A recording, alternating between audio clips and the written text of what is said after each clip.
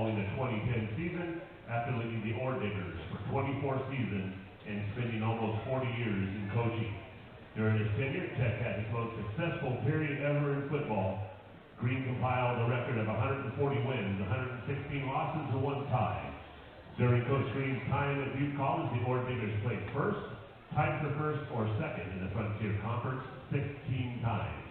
Coach Green led the Diggers to the NAIA National Playoffs 5 times, including the 1996 National Championship game. The Diggers were the first ever Frontier Conference to play for the national title. Bob Green is a former United States Marine and Vietnam veteran. Currently, Coach serves as the development officer for Montana Tech Foundation. Ladies and gentlemen, Coach Bob Green.